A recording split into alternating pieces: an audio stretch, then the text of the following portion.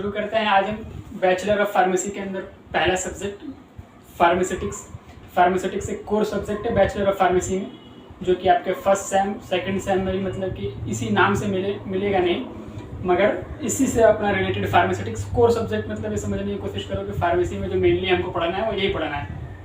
ये काफ़ी ज़्यादा मतलब कि रिलेटेड है तुम्हारे फार्मेसी बैकग्राउंड से, फार्मेसी से।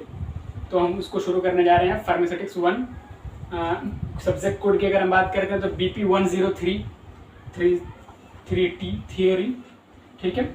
इसके अंदर हम पहला यूनिट आज शुरू कर रहे हैं। पहले यूनिट के अंदर जो पहला मतलब कि हमको पढ़ने का है, जो चीज़ें हमें मतलब कवर करनी है यूनिट 1 से। यूनिट 1 के अंदर पहला आपका हिस्टोरिकल बैकग्राउंड कवर करना है हमें। हिस्टोरिकल बैकग्राउंड के अंदर हम क्या क्या चीज़ें पढ़ेंगे, जैसे कि हिस्ट्री ऑफ इंडियन फार्मेसी या फार्मास्यूटिकल इंडस्ट्री इन इंडिया, यहाँ पर कैसे ये सारी चीज़ें इस्टेब्लिश हुई और आज हम कहाँ पर हैं, इसके बारे में हम पढ़ेंगे हिस्ट्री ऑफ इंडियन फार्मेसी में। दूसरी चीज़ें इसी के साथ हम ये पढ़ेंगे कि इंडियन फार्माकोपिया ये है क्या और ये कैसे काम करता है, किस चीज़ को रेगुलेट करता है, ये क्यों है, इसके बारे में बात करेंगे। दूसरी चीज़ ब्रिटिश फार्माकोपिया, ऐसी USP यानी यूनाइटेड स्टेट फार्माकोपिया, जैसे कि हमारे देश के लिए इंडियन फार्माकोपिया, वैसे ब्रिटिश UK यूनाइटेड किंगडम के लिए भी ब्रिटिश फार्माकोपिया है, ऐसे USP यूनाइटेड स्टेट के लिए है। एक्स्ट्रा फार्माकोपिया भी है एक चीज़, इसके बारे में हम डिस्कस करेंगे, तो हम बताएंगे कि एक्स्ट्रा फार्माकोपिया क्या है, क्योंकि इसके नाम के अंदर किसी कंट्री का नाम तो जुड़ा हुआ नहीं है, मगर है ये भी एक फार्माकोपिया, एक्स्ट्रा फार्माकोपिया के नाम से। बताएंगे कि इसके बारे में क्या है। फिर उसके बाद दूसरी चीज़ जो हम पढ़ेंगे यूनिट 1 के अंदर ही, यूनिट 1 के अंदर जो सेकेंड चीज़ होगी वो डोजेस फॉर्म होगी, यानी हम जो भी डोज लेते हैं सॉलिड लिक्विड या इमल्शन वगैरह जो भी हम मतलब कि लेंगे, डोजेस फॉर्म यानी उस फॉर्म में जो कि मतलब हमारे बॉडी को डिलीवर किया जाता है, उस फॉर्म की बात करेंगे हम। उसके बाद प्रेस्क्रिप्शन जो डॉक्टर एक देता है जनरल, वही प्रेस्क्रिप्शन है। बाकी हम जब बात करेंगे इस पर डिटेल से तो बताएंगे कि प्रेस्क्रिप्शन होता क्या है और इससे कितने पार्ट्स वगैरह होते हैं। फिर फाइनल और आखिरी चीज़ जो हमारे यूनिट 1 के अंदर हम पढ़ेंगे वो होगा पोसोलॉजी, जो कि डोज कैलकुलेशन के लिए यूज़ होता है। डोज कैलकुलेशन में कि किस उम्र के बच्चे को कितने मतलब डोज की कितनी mg, जो हम जनरली देखते हैं कि पैरासीटामोल 500 mg और ये वो फलाना ढिमकाना, तो उसी चीज़ के लिए पोसोलॉजी जो कैलकुलेट करेंगे हम किसको कितनी डोज देनी है। तो ठीक है, इसके बाद हम शुरू करते हैं। तो आगे हिस्ट्री ऑफ इंडियन फार्माकोपिया को पढ़ने के लिए हम शुरू करते हैं अपने वही पुरानी आदत, अंग्रेज़ों के ज़माने के टाइम से। अंग्रेज़ों के ज़माने में जैसे यहाँ पे लिखा हुआ है ड्यूरिंग ब्रिटिश रूल, अंग्रेज़ों के ज़माने में ये जो एलोपैथिक जो भी आज मॉडर्न सिस्टम है, मेडिसिन के मॉडर्न सिस्टम है, वो शुरू किए गए थे ब्रिटिश रूल में ही, जब अंग्रेज़ों की हुकूमत थी हमारे ऊपर। और उस टाइम पे क्या है कि शुरुआती में मेडिसिन जो है वो इंपोर्ट करवाया जाता था, चूँकि मतलब कि हमारे पास तो उस टाइम पे ऐसा कोई रूल, कोई बोर्ड था ही नहीं जो कि हमारे लिए ये सारे काम करे, जो आज इंडियन फार्माकोपिया है या PCI या फार्मेसी काउंसिल ऑफ इंडिया, ये सारी चीज़ें तो अब मतलब अब हुई हैं और बाद की हुई हैं, मगर उस टाइम पे जब ये ब्रिटिशर्स थे हमारे ऊपर रूलर, उस टाइम पर ये सारी चीज़ें हम पर थी नहीं। तो जब हम कानून और सारी चीज़ें जो हैं रेगुलेटरीज जो हैं, अगर प्रोटोकॉल ब्रिटिशर्स के फॉलो करते हैं, तो जाहिर सी बात है कि उस टाइम तक हमारे पास वो कैपेसिटी नहीं थी कि हम अपने लिए मैन्युफैक्चर कर सकें। इसलिए उस टाइम पे जो मेडिसिन इंपोर्ट करवाया जाता था वो भी इनसे ही करवाया जाता था, वो भी सारे यूरोप वगैरह से आते थे, यूरोप से मेडिसिन इंपोर्ट करवाया जाता था। लेकिन अब तो बनने भी लगा और काफ़ी मतलब जल्दी ही फिर बनना शुरू भी हो गया था। लगभग अगर हम कहें तो मतलब 1903 में ही स्टार्ट हो गया था बनना, 1903 में स्टार्ट हो गया था बनना, काफ़ी छोटे छोटे स्केल्स पे। और वो भी क्यों हुआ था उसके लिए भी हम बात करते हैं। तो शुरुआत में यहाँ पर लिखा कि imported from Europe, later they were in manufactured in India, ठीक है। ये ऐसा हुआ इसलिए क्योंकि मतलब कि यहाँ देखो क्या लिखा हुआ, फर्स्ट वर्ल्ड वार के अंदर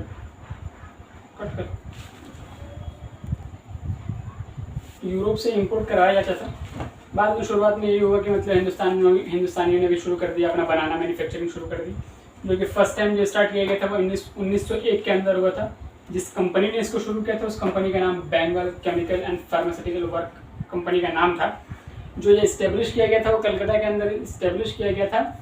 बाय किसके द्वारा किया गया था, तो PC रे के द्वारा किया गया था। PC रे बोले तो प्रफुल्ला चंद्रा रे, पूरा नाम प्रफुल्ला चंद्रा रे इनका नाम था। इनके द्वारा फर्स्ट टाइम जो मतलब कि मैन्युफैक्चरिंग कंपनी इस्टेब्लिश की गई थी हिंदुस्तान के अंदर, वो यही PC रे साहब थे। फर्स्ट टाइम 1901 में ही किया गया था। उसके बाद और भी लोग उत्सुक हुए होंगे उसका शुरू किया गया। तो फिर ये 1903 के अंदर 2 साल के बाद एक और छोटी सी फैक्ट्री डली जो कि मुंबई में थी, बॉम्बे में पारल कोई जगह है बॉम्बे के अंदर। उस टाइम पे एक और 1903 में एक छोटी सी फैक्ट्री और डली। ये किसने डाली थी? Professor TK. गुजर ने। Professor TK. गुजर 1903 में उन्होंने बॉम्बे में एक चीज़ मतलब अपना डाला, एक मैन्युफैक्चरिंग फैक्ट्री। उसके बाद एक और मतलब इन्होंने बड़ोदरा के अंदर एक और फैक्ट्री डाली इन्होंने 1907 के अंदर। 1907 के अंदर एलेम्बिक वर्क के नाम से इन्होंने ऐसा शुरू किया, Alembic work at Vadodara, also establish by professor TK. गुजर। इन्होंने शुरू किया था अपने फिर 4 सालों के बाद। और इस टाइम पे ये सिर्फ यही 1 आध 2 3 कंपनियाँ थी, और भी होंगे तो मतलब उस टाइम पे शायद रिकॉग्नाइज में ना हो, मगर यही थी जो मेन थी उस टाइम पे ब्रिटिशर्स रूल के अंदर जो मैन्युफैक्चरिंग में करते थे। उसी टाइम पे ऐसा हुआ कि फिर फर्स्ट वर्ल्ड वार भी स्टार्ट हुआ 1914। 1907 तक के तो ये चलता ही रहा, ये लोग काम कर रहे थे अभी अपना, 1907 तक के चल रहा था। फिर उसके बाद 1914 के अंदर जब वर्ल्ड वार फर्स्ट स्टार्ट हो गया, तो वर्ल्ड वार फर्स्ट स्टार्ट हो जाने के बाद चूँकि यूरोप से हम इम्पोर्ट करवाने पर ज़्यादा निर्भर थे, अभी उतने भी हमारे पास मैन्युफैक्चरिंग यूनिट्स नहीं थी कि हम खुद बना सके इतना। तो उस टाइम पे हम टोटली और मेनली मेजरली जितना कह लें हम ज़्यादा डिपेंडेंट थे इंपोर्ट पे। तो इंपोर्ट हमारा होता था, मगर फर्स्ट वर्ल्ड वार शुरू हुआ 1914 में। 1914 में जब ये शुरू हो गया तो हमारे पास जो हमारे इंपोर्ट मतलब कि एक्सपोर्टर्स थे जो हमें इंपोर्ट देते थे, हमारे यहाँ तक पहुँचाते थे मेडिसिन, उन्होंने इन सभी दवाइयों को वहाँ वर्ल्ड वार फर्स्ट के अंदर देना शुरू कर दिया। वहाँ पर ये लोग अपना एक्सपोर्ट करने लगे और हमारे यहाँ तक की मेडिसिन का आना बंद हो गया धीरे धीरे, मतलब बंद हो गया। या फिर उस टाइम पे क्या है कि कुछ छोटी मोटी कंपनियाँ जो लोकल कंपनीज थी उधर यूरोप वगैरह की, जो जैसे कि हमारे पास ही थे ना 1903 1907 में, छोटे छोटे तो मैन्युफैक्चरर्स थे। इस तरीके से कुछ और मैन्युफैक्चरर्स दूसरे कंट्री में थे जिनसे हमने इंपोर्ट करवाना शुरू किया। मगर मसला ये हो गया वहाँ पर कि जब उनसे इंपोर्ट हमने करवाना शुरू किया तो वो क्वालिटी मेंटेन नहीं कर पाते थे ड्रग्स की, तो वो क्वालिटी मेंटेन हो नहीं पाते थे, जिसके कारण फिर हमको उनको छोड़ना पड़ा। और आगे फिर हम बताते हैं कि आगे किस तरीके से फिर और भी इंडियन गवर्नमेंट तो उस टाइम पे भी नहीं थी, मगर उस टाइम पे भी इंट्रोड्यूस किया गया था ऐसे बिल कि हम अपने ऊपर खुद मतलब निर्भर हों, ये सारी चीज़ें हम खुद बनाएं। और फिर बाद में इन सब चीज़ों से जूझते हुए लास्ट में जब हम 1930 में पहुँचे तो उस टाइम पे हमारे गवर्नमेंट इंडियन गवर्नमेंट की मतलब नज़र इस पर पड़ी, तो उसने भी एक कमेटी बिठाई और कमेटी मतलब कि इस्टेब्लिश किया। तो यहाँ पर हम कह सकते हैं दैट्स वाई, क्योंकि ये सारी प्रॉब्लम आ चुकी थी, हम लोकल कंपनी से इंपोर्ट करवाते थे या फिर मैन्युफैक्चरर्स को हम ढूंढते रहते थे, हमारे पास बढ़िया ड्रग्स क्वालिटी वाले लोग नहीं थे हमारे पास जो बना के दे सकें, यहाँ तक पहुँचा सकें। तो उस टाइम 1930 तक के तो हम झेलते रहे, 1914 से लेकर गए तो स्टार्ट हुआ पर हम क्या नाम है world war first world war जब चल रहा था उस टाइम तक के हमारा इंपोर्ट बंद था। उसके बाद 1930 में इंडियन गवर्नमेंट ने एक कमेटी को इस्टेब्लिश किया under the chairmanship of late R N. Chopra, ठीक है। तो ये चेयरमैन जो थे इस कमेटी के वो आर.एन. चोपड़ा साहब थे। 1930 के अंदर इस कमेटी का गठन किया गया, इस कमेटी को बैठाया गया और फिर 1931 में 1 साल तक के इसने सारी चीज़ें अपनी रिसर्च की हिंदुस्तान में कि क्या है। और उसके बाद इसी कमेटी ने एक रिपोर्ट जारी किया। उस रिपोर्ट के अंदर क्या कहा गया था कि हिंदुस्तान के अंदर कोई भी अभी स्पेशलाइज्ड प्रोफेशन है ही नहीं फार्मेसी के लिए। 1931 में 1 साल पूरा लगा इनको ये पता करने में कि भाई इतनी प्रॉब्लम क्यों आ रही है और इस चीज़ के लिए पता किया गया था मतलब ऐसा क्यों हो रहा है। तो यही कमेटी जो मतलब under chairmanship of late R N. Chopra के अंदर थी, उन्होंने 1 साल बाद अपना रिपोर्ट तैयार की। रिपोर्ट में यही कहा कि there is no specialised profession of pharmacy is present in India now. उस टाइम तक कोई था ही नहीं। फिर इसलिए इसका अगले में ही कुछ स्टेप में ही अपना यहाँ पे देखें अगर हम तो प्रोफेसर महादेवा लाल थे। प्रोफेसर महादेवा लाल इसका पूरा नाम है इनका। इन्होंने एक फार्मास्यूटिकल एजुकेशन मतलब फार्मेसी से रिलेटेड पढ़ाई इन्होंने शुरू की। फर्स्ट टाइम BHU के अंदर इन्होंने स्टार्ट किया था। महादेवा लाल स्क्राफ, इनको जो है फादर ऑफ इंडियन फार्मेसी भी कहते हैं, क्योंकि इन्होंने पहली बार तो फार्मेसी एजुकेशन जो है इन्होंने स्टार्ट किया। उसके बाद आगे और देखते हैं 1939 के अंदर 1939 Indian journal of pharmacy were introduce by professor Mahadeva Lal Schroff. इन्होंने एक और मतलब जर्नल फार्मेसी कमेटी को बनाया 1939 के अंदर। Indian journal pharmacy were introduce by professor Mahadeva Lal Schroff, जो कि 1940 के अंदर इन्होंने इंडियन फार्मास्यूटिकल कांग्रेस का मतलब गठन हुआ। Indian pharmaceutical Congress association were introduce and the same year 1940 के अंदर इंडियन फार्मेसी कांग्रेस का गठन हुआ। उसी साल में इन्होंने ड्रग बिल को इंट्रोड्यूस किया जो कि बाद में इसी को एक्ट में बदल गया। बिल वही होता है कि जब किसी भी चीज़ को हम पास करवाने के लिए पार्लियामेंट में देते हैं कि ऐसा एक कानून हमारे यहाँ होना चाहिए, तो उसके लिए एक बिल पारित किया जाता है और बिल को लेकर के पार्लियामेंट पहुँचना होता है, उसका सहमति ली जाती है। अगर वो सारी चीज़ें हमारे हक में हैं, हमारे फ़ायदे के लिए हैं, तो सब सहमति देते हैं और उसको फिर एक्ट में बदल दिया जाता है। तो 1940 में जिस फार्मास्यूटिकल कांग्रेस एसोसिएशन का गठन हुआ था, उसी साल इसने ड्रग बिल को इंट्रोड्यूस किया और उसी साल 1940 में ही ये ड्रग एक्ट में बदल दिया गया। तो drug bill were introduce which later converted into drug act 1940 and this drug act 1940 were responsible for what. इस एक्ट में अंदर था क्या कि ये एक्ट क्या मतलब कि 1949 जो फार्मेसी एक्ट था, ड्रग एक्ट, ये करता क्या था, तो ये इस चीज़ के लिए रिस्पॉन्सिबल था कि हमारे यहाँ फार्मास्यूटिकल प्रोडक्ट्स का इंपोर्ट कहाँ से हो रहा है, कैसे हो रहा है, क्या क्वालिटी है, जो इंपोर्टर्स हैं मतलब यहाँ पर वो किस क्वालिटी के प्रोडक्ट्स को यहाँ पर इंपोर्ट करवा रहे हैं, उसको रेगुलेट करना था। साथ साथ मैन्युफैक्चरिंग कैसी हो रही है हमारे यहाँ फार्मास्यूटिकल प्रोडक्ट्स, उसको देखना था, सेल, डिस्ट्रीब्यूशन, इन सभी चीज़ों पर नज़र रखते थे जब हम ड्रग बिल एक्ट 1940, ठीक है। फिर 1941 में हम आते हैं। 1941 के अंदर ड्रग टेक्निकल एडवाइजरी बोर्ड और central drug laboratory were established in Calcutta. तो कलकत्ता के अंदर ये भी एक बोर्ड बनाया गया जो इन सब चीज़ों को फिर से नजर रखने के लिए रखी गई थी। फिर 1945 में आते हैं। 1945 के अंदर drug rule under the drug act 1940 were released. 1940 act था हमारे पास, उसके अंदर कुछ रूल रेगुलेटरी जो प्रोटोकॉल कह सकते हैं, प्रोटोकॉल उस एक्ट के अंदर में ऐसा कोई नया एक्ट या नया बिल को इंट्रोड्यूस नहीं किया गया था। इस बार उसी एक्ट के अंदर नए रूल्स को रिलीज़ किया गया था। वो कब हुआ था रिलीज़? 1941 के अंदर। फिर 1945 के अंदर देखें हम, तो 1945 के अंदर drug rule under the drug act 1940 were introduce. तो ठीक हो गया। सेम ईयर 1945 में pharmacy bill were introduce in parliament. एक और बिल आया है, अभी देखते हैं इस बिल के अंदर क्या होता है। इस बिल के अंदर भी यही 1945 के अंदर जो बिल इंट्रोड्यूस हुआ है उसको इस नज़र में रखते हुए किया गया था कि ये हमारे यहाँ स्टैंडर्डाइज करेगा फार्मेसी एजुकेशन को। फार्मेसी एजुकेशन को स्टैंडर्डाइज करने के लिए एक बिल 1945 में इंट्रोड्यूस किया गया, जो कि आज हम PCI को जानते हैं, PCI pharmacy council of India. वो आज है जो स्टैंडर्डाइज करता है फार्मेसी एजुकेशन को। और इसकी स्टार्टिंग हम कह सकते हैं कि 1945 में हो गया था, एक बिल इंट्रोड्यूस करके पार्लियामेंट के। तो हमने 1945 में देखा कि एक बिल इंट्रोड्यूस किया गया पार्लियामेंट के अंदर, जिसमें अंदर रिक्वेस्ट ये डाली गई कि इसमें एक एक्ट बनाया जाए जो कि फार्मेसी एजुकेशन को स्टैंडर्डाइज करे, एक यूनिफॉर्म और एक स्टैंडर्ड तक के मतलब बताया कि भैया ये चीज़ें हमें पढ़नी होंगी, तो एक फार्मासिस्ट कहलाएगा इंसान। उस चीज़ को स्टैंडर्डाइज करने के लिए 1945 के अंदर एक बिल इंट्रोड्यूस किया गया। उसके आगे की कहानी हम सुनते हैं, आगे क्या हुआ। आगे 1945 में हुआ। 1946 के अंदर ये देखा गया कि इंडियन फार्माकोपिया के बारे में हम डिटेल से थोड़ा देर बाद ही पढ़ेंगे। इंडियन फार्माकोपिया है क्या, उसके बारे में क्या क्या है, और ये सारी चीज़ें फार्माकोपिया ही क्या है, चाहे वो इंडिया में या ब्रिटिशर्स, हम पढ़ेंगे उसके बारे में बाद में। लेकिन 46 के अंदर जो पहला काम हुआ था इनके द्वारा वो ये था कि कुछ एक लिस्ट जारी किया गया। इंडियन फार्माकोपिया ने एक लिस्ट जारी किया जिसके अंदर ये सारी चीज़ें मतलब लिखी हुई थी, वो दवाइयों के नाम या वो कंपाउंड्स, वो ड्रग्स जिनका इस्तेमाल उस टाइम पे इंडिया के अंदर हो रहा था, मगर वो ब्रिटिश फार्माकोपिया के अंदर इंक्लूडेड नहीं थे।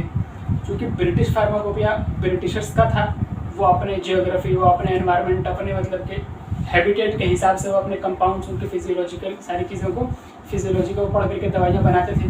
तो ज़रूरी नहीं है कि वो सारी चीज़ें कवर कर लें, या ज़रूरी नहीं है कि वो चीज़ हम इस्तेमाल कर रहे हैं वो वहाँ के लिए भी रिक्वायर्ड हो और उनमें इंक्लूड कर दिए हों, ऐसा नहीं है। इसलिए फार्माकोपिया ने, इंडियन फार्माकोपिया ने 1946 के अंदर एक लिस्ट जारी करके बताया कि ये भी ड्रग्स हैं जिनका इस्तेमाल आज इंडिया में हो रहा है, मगर वो ब्रिटिश फार्माकोपिया के अंदर इंक्लूडेड नहीं है। तो ये 1946 के अंदर एक बड़ा काम हुआ। आगे बढ़ते हैं 1949 के अंदर, 3 साल बाद 1949 pharmacy council of India PCI, जिसको आज हम जानते हैं, जो हम बैचलर ऑफ फार्मेसी कर रहे हैं, फार्मेसी करके जब निकलते हैं तो डिग्री देता है हमें, वो फार्मेसी काउंसिल ऑफ इंडिया होता है। और इसकी स्थापना जो है, इस्टेब्लिशमेंट जो इसकी है वो 1949 की है। 1949 के अंदर pharmacy council of India were established. और इनका मतलब ये इसलिए था, इनका जो मतलब इस्टेब्लिशमेंट थी वो इस चीज़ को नज़र में रखते हुए किया गया था कि ये उस चीज़ को बंद करें जो कि मेडिसिनल कंपाउंड या ड्रग्स वगैरह के नाम से दिए जाते थे, कि जैसे कि ये दवाई आप खाएं तो आपकी हाइट निश्चित बढ़ जाएगी, ये दवाई खाएं तो मोटापा आपका घट जाएगा। ऐसे जो फॉल्स प्रोमिसेस थे उनको रोकने के लिए इसको बनाया गया। बाद में ये और अपना ग्रो किया और स्टैंडर्डाइजेशन के लिए भी इसी का इस्तेमाल करने लग गया। ये जो फार्मेसी तो मतलब एजुकेशन है, फार्मेसी एजुकेशन, उसको स्टैंडर्डाइज करने के लिए भी यही रिस्पॉन्सिबल है आज। उस टाइम पे जब इसको किया गया था तो उस टाइम पे इसको इसीलिए किया गया था कि जो गलत प्रोमिसेस लिए जा रहे हैं मेडिसिनल कंपाउंड से, जैसे कि ये दवाई खाओ तो मोटापा घट जाएगा, इस तरीके के जो गलत प्रोमिसेस किए जा रहे हैं उसको रोका जा सके और इस तरीके की अफवाहों को बंद किया जा सके, उसके लिए इसको किया गया था। बाद में देखते हैं 1955 के अंदर जो पहले से ही एक एक्ट था, medicinal and toilet preparation act, ये जो है एक्शन में आया और एक्शन में आकर के इसने किया ये कि भाई क्या है कि हर स्टेट के द्वारा उस टाइम पे जो मतलब मेडिसिन के हों या फिर अल्कोहलिक प्रोडक्ट्स हों, अल्कोहलिक प्रोडक्ट्स, उनके जो प्राइस थे या उनके ड्यूटी टैक्स वगैरह जो लिए जाते थे वो अलग अलग थे। जैसे कि अगर हम देखें कि कोई एक चीज़, कोई एक प्रोडक्ट जो है फार्मास्यूटिकल प्रोडक्ट अगर 20 रुपये की दिल्ली में मिल रही है तो वही चीज़ यूपी के अंदर 35 रुपये या 25 रुपये की मिलती थी। तो ये जो एक नॉन यूनिफॉर्मिलिटी थी प्राइस के अंदर, जो ड्यूटी के अंदर जो मतलब नॉन यूनिफॉर्म थी, उसको बंद करने के लिए ये मतलब कि एक्शन में आए कौन लोग, medicinal and toilet preparation act, ये उस टाइम पे एक्शन में आए और उसको बंद किया गया कि भाई हर स्टेट के द्वारा एक यूनिफॉर्म ड्यूटी लिया जाए, एक यूनिफॉर्म प्राइस लिया जाए हर चीज़ के। तो उसके लिए ये 1955 में एक बड़ा काम हुआ। उसके आगे सब 1955 में हम आ चुके हैं। इंडियन फार्माकोपिया का हमने देखा यहाँ पर कि एक उसने लिस्ट जारी किया था। लिस्ट जारी करके वो बताने की कोशिश किया गया था कि भाई ब्रिटिश फार्माकोपिया के अंदर कुछ इन ड्रग्स का नाम नहीं है जिसका इस्तेमाल आज इंडिया में हो रहा है। तो बस इतना ही उसने काम किया और वो ख़त्म भी हो गया। पता भी नहीं लगा कि इंडियन फार्माकोपिया जैसी कोई चीज़ भी थी, क्योंकि उस टाइम पे इसकी इस्टेब्लिशमेंट हुई भी नहीं थी। ऐसा कुछ मतलब बड़ा सा कोई काम जिम्मेदारी वो नहीं निभाती थी, इसलिए इसको ऐसे कह सकते हैं। मगर इसकी इस्टेब्लिशमेंट और एडिशंस इसके निकलने शुरू हो गए थे 1955 से ही। 1946 में इसको बनाया गया। इसने मतलब अपने लिस्ट जारी करके बताया कि ये मेडिसिन है जिसका इस्तेमाल हम कर रहे हैं। तो वो उसका समझो कि अभी उसका बर्थ था, इंडियन फार्माकोपिया का बर्थ था 1946 में। मगर एडिशन जो उसका फर्स्ट एडिशन, पहली बात तो ये मैं बता दूं कि फर्स्ट एडिशन या सेकंड एडिशन अगर कहा जाता है किसी चीज़ के लिए कि ये बोर्ड जो दिखाई दे रहा है ये बोर्ड सेकंड एडिशन है, इस अपने आप का सेकंड एडिशन है। तो सेकंड एडिशन का मतलब ये होगा कि भाई इससे पहले एक निकल चुका है। और एडिशन करने के लिए पहला ये तो है ना कि पहले कोई चीज़ होना चाहिए था, उसके अंदर हम एडिट करेंगे और एडिशन बढ़ाएंगे। तो फर्स्ट एडिशन से मुराद ये बिल्कुल भी नहीं है कि इस टाइम पे इसका बर्थ हो रहा है। इंडियन फार्माकोपिया का बर्थ 1955 का नहीं है। इंडियन फार्माकोपिया का बर्थ हम कह सकते हैं कि 1946 का है। उस टाइम पे भी ये काम करती थी, मगर इसका फर्स्ट एडिशन जो रिलीज़ किया गया वो 1955 में, सेकेंड एडिशन 1966 में, एंड सो ऑन ऐसे और भी बहुत से एडिशन इसके निकलते गए। आज जो हमारे पास एडिशन है वो 8th एडिशन है। 8th एडिशन है जो कि इंट्रोड्यूस किया गया था, जो रिलीज़ किया गया था 2018 के अंदर। पूछा जाता है कभी कभी कि जो 8th एडिशन का फार्माकोपिया है उस फार्माकोपिया का कलर कैसा है। तो कलर के लिए मैं बताता चलूँ कि ऑरेंज कलर का इंडियन फार्माकोपिया है, ऑरेंज कलर का। बाकी इंडियन फार्माकोपिया के शॉर्ट में मैंने बता दिया कि इसके एडिशंस कब कब कैसे कैसे हुए। इसको भी हम ब्रीफली पढ़ेंगे नेक्स्ट में, आगे हम पढ़ेंगे अपने अगले वीडियो में। और फिर उस टाइम पे हम सिर्फ इंडियन फार्माकोपिया को पढ़ेंगे। फिर ऐसे ही एक वीडियो आएगा जो ब्रिटिश फार्माकोपिया को ब्रीफली एक्सप्लेन करेगा। उसके बाद यूएसपी फार्माकोपिया, एक्स्ट्रा फार्माकोपिया और फिर पोसोलॉजी, डोजेस फॉर्म, ये सारी चीज़ें हैं अभी। तो ये अभी एक पहला वीडियो है, इस पहले वीडियो में इतना ही। बाकी इसमें हमने कवर कर लिया कि historical background of pharmacy India में क्या था, हिंदुस्तान के अंदर जो हिस्ट्री है अपनी फार्मेसी की वो कैसी रही थी, वो कैसा यहाँ तक हम पहुँचे। तो उसके बारे में ये था जो आज यहाँ कंप्लीट होता है। Thank you. और अगर अच्छा लगा वो वीडियो तो चैनल को सब्सक्राइब करें, लाइक करें, शेयर करें, जो कर सकते हैं करें, वरना कोई बात नहीं।